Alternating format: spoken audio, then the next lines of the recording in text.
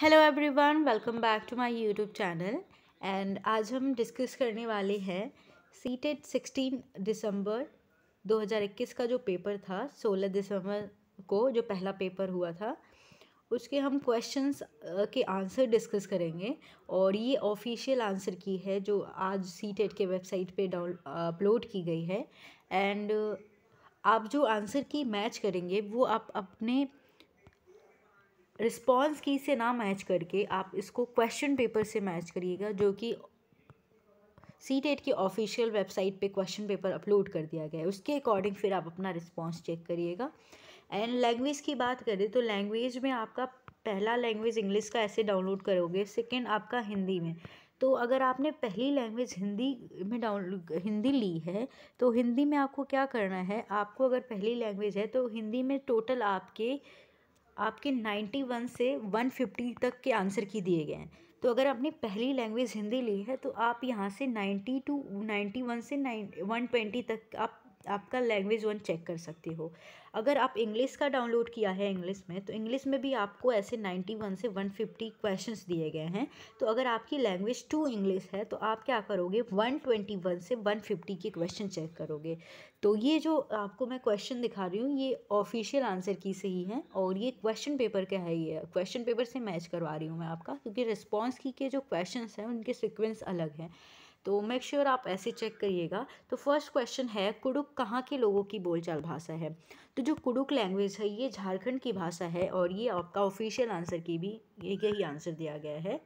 ये क्वेश्चन है, आपका घर एक्स पर स्थित है तथा आपका विद्यालय वाई पर स्थित है। यदि आपका विद्यालय ठीक सामने है परंतु बीच में व्यस्त राजमार्ग होने के कारण आप सीधे नहीं जा सकते, अतः आप पहले ठीक उत्तर में 100 मीटर दूर जाते हो, फिर ठीक पश्चिम में 75 मीटर या 75 मीटर लंबा सुरंग पथ पर पार करते हो। अंत में आप 100 मीटर दूर ठीक दक्षिण में वाई पर अपने विद्यालय पहुंचते हो। यदि वाई विद्यालय के सापेक्ष एक्स का घर कहाँ स्थित है, तो आपका 62 का जो आंसर की में दिया गया है, आंसर आपका थर्ड है। 75 आपका पूर्व में पहुँचते हो, ये आपका आंसर की है। ये आपका 16 दिसंबर का पेपर है ये, ठीक है।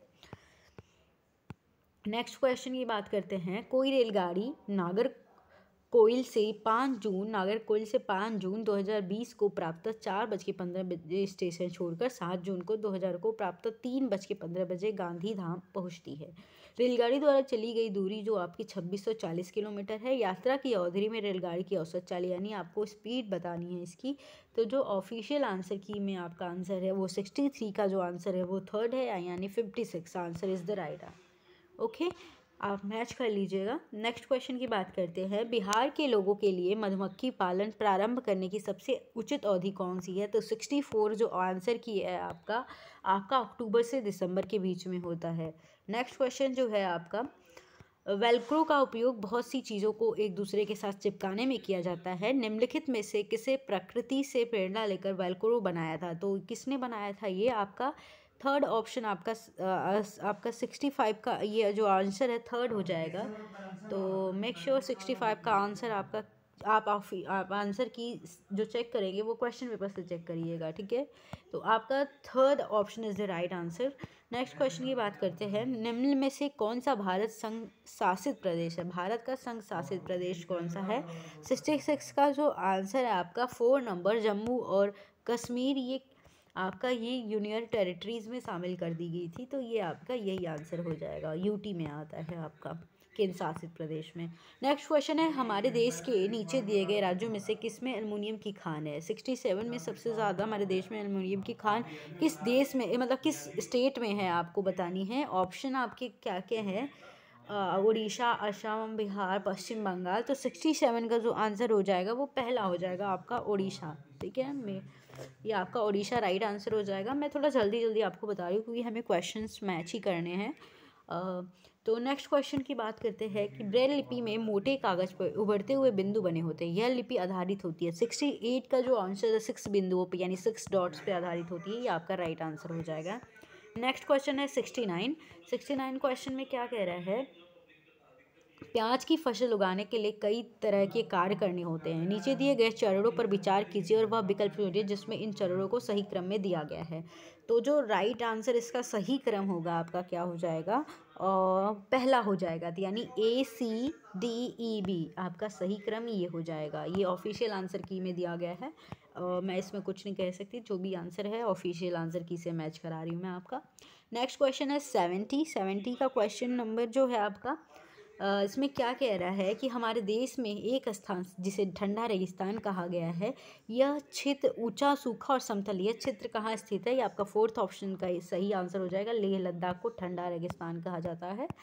और नेक्स्ट क्वेश्चन की बात करते हैं, नीचे दिए गए फलों और सब्जियों में से उन्हें चुनिए जिनमें भीतर बीज होते हैं। करेला, खीरा, चीकू, भिंडी, प्याज, नाशपाती, आलू, टमाटर, जिनके अंदर बीज होते हैं। तो आपका ये 71 का जो राइट आंसर हो जाएगा ऑप्शन नंबर थर्ड, जो कि आपका करेला है, खीरा है, चीकू है, भिंडी है, आलू है, टमाटर है। नेक्स्ट क्वेश्चन की बात करते हैं, नीचे दिए गए कौन सा जंतु जो भालू जैसा दिखता है, परंतु भालू नहीं है? तो ये एनसीईआरटी का ही बेस्ड क्वेश्चन है, एनसीईआरटी की बुक से ही लिया गया, जो यह दिन में लगभग 17 घंटे सोता है, उल्टे लटक कर सोता है, तो ये आपका स्लॉथ होता है। ऑप्शन नंबर 4 हो जाएगा आपका राइट।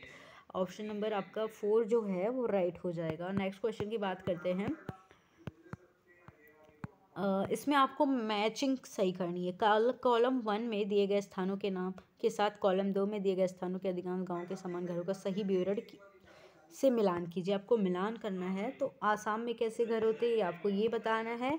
तो इस 73 का जो राइट आंसर हो जाएगा ऑप्शन नंबर थर्ड, जिसमें आपका ये पहला जो है थर्ड से मिलेगा, दूसरा बी आपका सेकेंड से, सी आपका फर्स्ट से और डी आपका फिफ्थ से, ऐसे ऑप्शन है। नेक्स्ट क्वेश्चन की बात करते हैं कि हमारी पृथ्वी हमारी पृथ्वी ग्लोब की भांति गोल होती है। वास्तव में पृथ्वी पर ऊपर या नीचे कुछ नहीं होता है, यह सब सापेक्ष है। हम भारत के लिए वास्तव में पृथ्वी पृष्ठ पर नीचे दिए गए जिस देश के लोगों के सापेक्ष उल्टे खड़े हैं वह देश है। ये बहुत ही इंपॉर्टेंट क्वेश्चन है, मीन सभी आता है। तो अर्जेंटीना आपका राइट आंसर हो जाएगा 74 का। अर्जेंटीना के अकॉर्डिंग हम उल्टे मतलब उनके अकॉर्डिंग हम उल्टे लगते हैं, उल्टे प्रतीत होते हैं। तो आपका 74 ऑप्शन सही हो जाएगा। नेक्स्ट क्वेश्चन की बात करते हैं, अपने खेतों से अधिक उपज प्राप्त करने के लिए कोई किसान उर्वरक, पीड़क, नाशियों का अधिक में प्रयोग करके खेतों में बार बार धान की फसल उगा रहा है। उसका यह व्यवहार उसके खेतों की मृदा को कैसी बनाएगी? आपका ये इसका राइट आंसर है ऑप्शन नंबर 4, जिसमें आपका क्या है, अंततः किसी भी फसल को उगाने के लिए अनुपयुक्त बनाएगा ये, क्योंकि बार बार वो फर्टिलाइजर यूज़ कर रहे हैं, केमिकल यूज़ कर रहे हैं। नेक्स्ट क्वेश्चन की बात करें, निम्नलिखित में से कौन सा समूह ईवीएस पाठ्यक्रम में सुझाए गए 6 थीमों में 4 को सही ढंग से प्रस्तुत करता है? तो कौन सा समूह आपको इस तरीके से दिया गया है, जो आपका राइट आंसर हो जाएगा 76 का आपका ऑप्शन नंबर 2, ये सही है। परिवार और दोस्त, भोजन, पानी और यात्रा, ये आपका सही हो जाएगा। ठीक है, ये ऑफिशियल आंसर की से मैं आपको बता रही हूँ। नेक्स्ट क्वेश्चन की बात करते हैं, शिक्षार्थियों के पोर्टफोलियो बनाने के लिए अच्छे तरीके क्या हैं? तो अच्छे तरीके क्या हैं, इसके ऑप्शंस आप देख सकते हो। तो 77 का ऑप्शन नंबर आपका 4 सही हो जाएगा। इसमें ऑप्शंस क्या है, ACD क्या है आपका AB छोड़ के बाकी सभी आपका ऑप्शन में सही है, तो फोर्थ ऑप्शन सही हो जाएगा। नेक्स्ट क्वेश्चन है, एनसीएफ 2005 के अनुसार निम्नलिखित में से कौन सा ईबीएस के पाठ्यक्रम के बारे में सही है? कौन सा आपका ईबीएस के पाठ्यक्रम के बारे में आपका सही ऑप्शन है? तो इसके ऑप्शंस आप देख सकते हो। आपका जो ऑप्शन हो जाएगा इसमें करेक्ट, वो आपका 78 का ऑप्शन नंबर 4 सही हो जाएगा, जिसमें क्या कह रहे हैं कि ऑप्शन नंबर 4 में ईवीएस का पाठ्यक्रम विज्ञान, सामाजिक विज्ञान और पर्यावरण शिक्षा कारण का क्या है, इंटीग्रेटेड फॉर्म होता है। तो आपका फोर्थ ऑप्शन सही हो जाएगा। नेक्स्ट क्वेश्चन की बात करते हैं कि एक ईवीएस शिक्षक अपने शिक्षार्थियों को पड़ोस में इस्तेमाल होने वाले विभिन्न ईंधनों पर एक सर्वेक्षण करने को कहता है। ठीक है, इस सर्वेक्षण के संचालन के दौरान निम्नलिखित में से कौन सी प्रक्रिया कौशल विकसित की जा सकती है? यानी 79 का जो राइट आंसर हो जाएगा ऑप्शन नंबर 3, तो आपका रिकॉर्डिंग और अभिलेखन और सुनने के कौशल का होगा। इस प्रक्रिया में आपका जो ऑप्शन है 3 नंबर सही है। नेक्स्ट क्वेश्चन की बात करते हैं, सीखने के लिए निरंतर आकलन के लिए आवश्यक तत्व क्या है? सीखने के लिए निरंतर आवश्यक तत्व आपको इसमें बहुत सारे ऑप्शन दिए गए हैं। तो आपको ऑप्शंस में से चूज़ करना है कि विच वन इज़ करेक्ट। तो आपको 80 का जो ऑप्शन है आपका करेक्ट ऑप्शन नंबर आपका थर्ड है बी एंड सी। तो आप बी एंड सी के साथ जाएंगे। तो बी एंड सी क्या है आपका बी सी क्या है, इससे सीखने की स्थिति को निहित किया जाना चाहिए। यह शिक्षकों को उनकी शिक्षण अधिगम विधि को समायोजित करने की गुंजाइश प्रदान करता है। तो बी एंड सी इस ऑप्शन आपका करेक्ट हो जाएगा। नेक्स्ट क्वेश्चन की बात करते हैं। कुणाल ने अपने कपड़ों के की बंदेज की रंगाई पर कार्यशाला करने के लिए अपने विद्यालय में एक स्थानीय कारीगर को आमंत्रित किया था। स्थानीय कारीगर को आमंत्रित करने के उद्देश्य निम्न में से इसके अतिरिक्त हैं, मतलब जो नहीं है वो आपको सेलेक्ट करना है। जो तो आपका क्या ऑप्शन है, 81 का जो ऑप्शन आपके करेक्ट हैं वो थर्ड ऑप्शन है। ये आपको भाषा सिखाने के लिए नहीं है, जो अतिरिक्त नहीं है ये ऑप्शन है, ये सही है, थर्ड ऑप्शन आपका सही हो जाएगा। नेक्स्ट क्वेश्चन की बात करते हैं। मेहेर के पास मिहिर होना चाहिए मेहेर के पास कक्षा में कुछ छात्री हैं जो प्राकृतिक आपदा के कारण अपने मूल स्थान से विस्थापित हो गए हैं और उन्हें विद्यालय वातावरण में समायोजित करने की समस्या आ रही है। ईवीएस से शिक्षक के रूप में आप क्या करेंगे? ऑप्शंस आपके पास है, धैर्यवान होंगे ताकि स्वाभाविक रूप से समय के साथ समायोजित हो सकते हैं, केवल विस्थापित शिक्षार्थियों का एक समूह बनाएंगे और उन्हें समूहकार देंगे, उन्हें एक तथ्य के रूप में विस्थापन को तुरंत स्वीकार करने के आगे बढ़ने के लिए प्रोत्साहित करेंगे, उन्हें अन्य शिक्षार्थियों के साथ बातचीत करने में मदद करेंगे, उनकी कहानियों को भी साझा करेंगे। तो आपका जो इसका 82 का राइट आंसर हो जाएगा ऑप्शन नंबर 4, उन्हें अन्य शिक्षार्थियों के साथ बातचीत करने में मदद करेंगे और उनके साथ अपनी कहानियाँ साझा करवाएंगे। तो ये आपका सही है। नेक्स्ट क्वेश्चन की बात करते हैं। समुदाय संसाधन के रूप में उपयोग करने का औचित्य क्या है? समुदाय को संसाधन के रूप में उचित करने का औचित्य क्या है? तो आपका 83 का जो राइट आंसर हो जाएगा कि समुदाय को अपने बच्चों के सीखने में हिस्सेदारी और उसमें उन्हें शामिल करना है। ये थर्ड ऑप्शन सही हो जाएगा। नेक्स्ट क्वेश्चन की बात करते हैं कि आरोही ने अपने शिक्षार्थियों को अपनी कक्षा का मानचित्र खींचने को कहा। यह क्रियाकलाप विकास करने में सहायक होगा, मतलब किस प्रकार विकास करेगा, किस चीज़ का विकास करेगा? तो 84 का जो राइट आंसर है आपका ऑप्शन नंबर थर्ड, ये आपकी उस स्थिति यानी अभिन्यास और सापेक्ष की स्थिति की समझ डायरेक्शन के बारे में बोध कराएगा। तो थर्ड ऑप्शन सही हो जाएगा। 85 क्वेश्चन पे आते हैं। निम्नलिखित में से क्या पाठ्यचर्या के विकास के लिए मार्गदर्शक सिद्धांत नहीं है, यानी कौन सा नहीं है वो आपको बताना है। तो आपका 85 का जो थर्ड ऑप्शन है परीक्षा को आसान बनाना, ये ऑप्शन आपका गलत है, इसलिए ये सही है। तो ठीक है, ये ऑप्शन है। नेक्स्ट क्वेश्चन की बात करते हैं। ईवीएस में शिक्षार्थियों के आकलन करते समय बचना होगा। जानकारी एकत्रित करने के विभिन्न तरीकों के उपयोग करने से, अधिक सटीक ब्यूरो के लिए घटना तत्काल रिकॉर्डिंग करने से, आकलन के आधार पर रूप समूह का उपयोग करने से, आकलन करते समय तकनीकी भाषा का उपयोग करने में। तो किससे बचना होगा ये ऑप्शन को बताना है।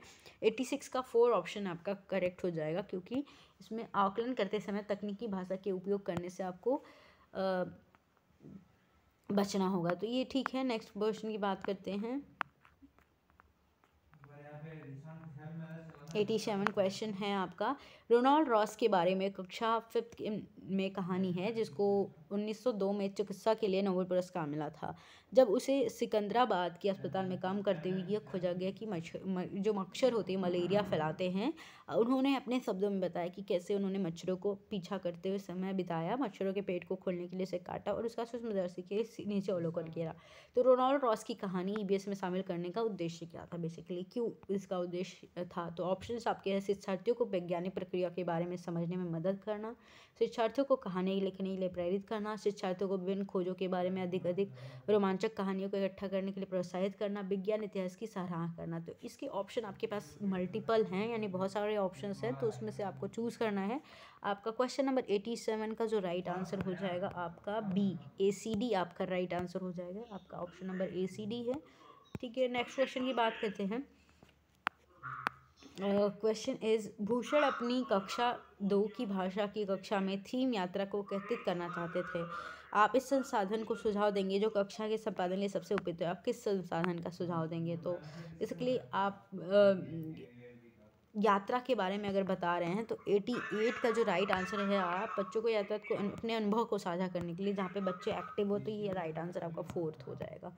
नेक्स्ट 89 पे आ गए हैं हम फाइनली। ये हो जाएगा आपका। ईवीएस कक्षा में शिक्षार्थी पड़ोस में एक भिखारी लड़की के बारे में अपने अवलोकन को साझा करती है और वो जानना चाहती है कि उसके माता पिता उसे स्कूल क्यों नहीं भेजते हैं। एक शिक्षक के रूप में आप शिक्षार्थी को कैसे जवाब देंगे?